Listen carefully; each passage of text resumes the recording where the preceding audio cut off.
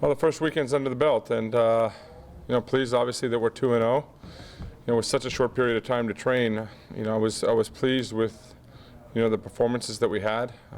We started a very young team. We started 3 freshmen, 2 of them which are middle blockers, which is a pivotal centerpiece to our team, and then 3 sophomores and 1 senior. And against UNI, very well coached team and lots of emotions going on because of the Peterson battle, and I thought they played extremely well, dug a lot of balls and put pressure on us. Thought we had some nerves and a little bit of, we just weren't quite comfortable, and they never let us get comfortable, but we're able to find a way to win in a close battle. And then, I thought we came in a lot better. We challenged the team after the first night, and I thought we came in better on Sunday against USC, and we're able to pull off a big win for us. So very pleased. Questions? Coach, when you start that many youngsters and you come away first weekend like you did, how much positivity does that give you moving forward? What does that tell you about who they're going to be? Yeah, the game of volleyball, usually like in football, you need to gain some weight and get a lot stronger to become, a pivotal player. In the volleyball side, you need a lot more experience with the eyes, see the game at a different level because of the way the game is played. And so the great thing about this team right now is anytime we've challenged them, they've responded. So I think the group is bought in. I think that they've got a lot of confidence in themselves. Even though they're young, they believe that they can be good, and they believe that they can play the brand of Texas volleyball. That was their feedback that they felt like they did on Sunday. So, we're still learning a lot. There's still a lot of decision making that needs to be improved on. I think our play away from the ball needs to be better, but some good things we saw this weekend. Jerritt, of the seniors on your team, obviously we know Kaya, but what do you need from Claire and what do you need from Autumn this season? Yeah, so those are the 3 seniors that are really contributing right now. Kaya is obviously a veteran and has, improved every year that she's been here, and we've seen some good growth. But, the ones that don't get as much limelight is Claire Hahn, who's become a very pivotal piece to our team. She's a DS for coming in for Skylar. She's changed her demeanor. She's a lot more confident. I think she's seeing the game at a much higher level and playing really well. So she's kind of the glue for the team. Autumn's coming back from an injury, so we're getting her back slowly. But our goal is to develop Logan as a 6th rotation player and keep giving her those opportunities to get comfortable. I thought she was much more comfortable in night 2, and she'll keep getting that way. But both those guys are our glue. So when if our ball control is good, we're hitting for some pretty good numbers. I'm going back to Claire. Her change in demeanor, was that her on her own? Was that you guys setting her down? How did that kind of develop? Yeah. So, and I think one of the biggest things you do as a coach is you try to manage people. So there's conversations that are happening all the time. We're trying to meet with, 2 to 4 players a day, just checking in, talking about results, how the behavior has been, and where they can grow to. And Claire has been one that has really become more confident in terms of who she is. It's what happens as you evolve, I think, in the program. They start learning about what makes them feel uncomfortable, what makes them feel comfortable. And, I think she's a pretty deep thinker. I think her internship actually helped her out a lot this summer, she said. She realized that, how much it helped her in terms of understanding the way the workplace works, but also how lucky she was to be a part of a program like ours and how she can grow in it. And she really wanted to kind of embrace that and finish it with a strong career and really start really believing in herself at a much higher level.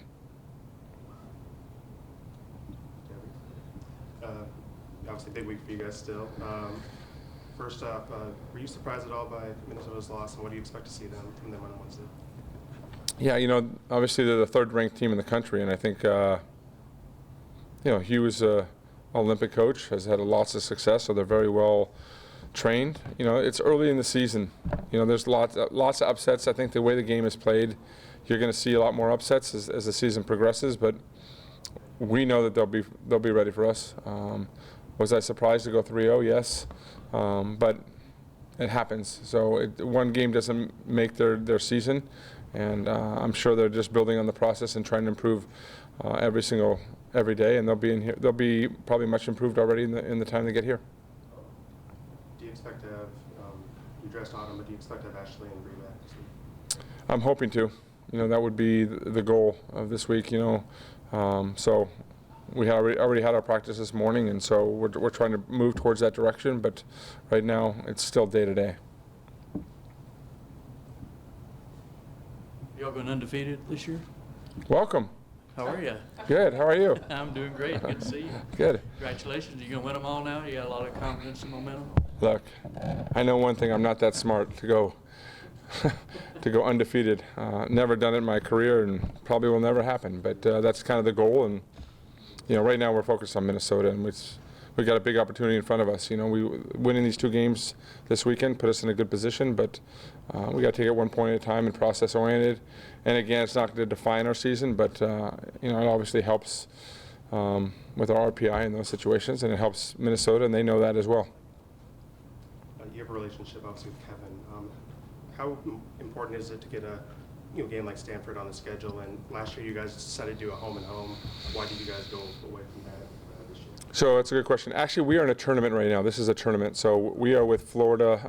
Florida and Texas kind of are our partners, and Stanford and Minnesota. So for the next couple of years, we'll be playing them. So we'll play one on a Wednesday and one on a Saturday. So this year we have Minnesota on Wednesday, and Stanford now has moved to Sunday because of TV. But next year we'll be at Minnesota, and Stanford will come here. So it's with the way scheduling is right now. I know Hugh pretty well, and all of us, have dinners on the road recruiting. So we were just talking about how do we make a great tournament for our RPI and play some great competition early on for our fans. But we need our fans to come out here. We're at 2,200 seats as of yesterday. That's far from a sellout. So this is going to be one of the premier games, and we encourage everybody to come out and be a part of it. We need your support, and they've been great this weekend. But we need that extra push come Wednesday night. Is there anybody these 2 matches that showed you something maybe in a lesser role that you're really pleased to see? Well, I think lots of people showed us something. I think obviously Skylar Fields put up some monstrous numbers. Those numbers are Player of the Year numbers, but it's only 2 games. But I like the way that she presented herself and the way that she went about her business. I thought both of our freshmen did a really nice job trying to hold down that centerpiece with our blocking and scoring at a high level. I thought we made some strides as the matches went on. And if we can get a little bit better in our transition game scoring, when we were doing that, we were putting up big runs of points, and so it'll be a focal point for tomorrow's practice as we prepare for Minnesota. How has Asia developed over this past year, and how much do you think that year redshirting has helped her?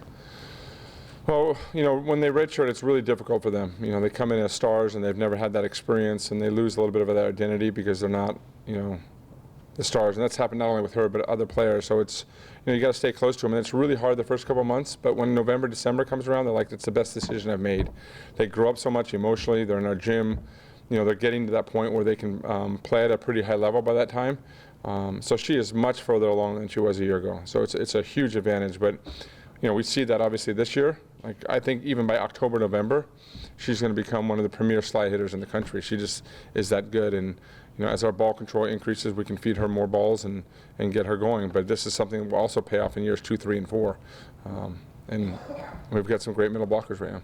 Now with her and Bree, I guess this goes with 2, did they kind of come in with the understanding that they were going to redshirt, or was that just discussion that we had early on, or how did that come to go? No, it's never a discussion. You kind of want to see kind of where their team is at and what the makeup is. A lot of people forget, but that's when we had Chiaka come back.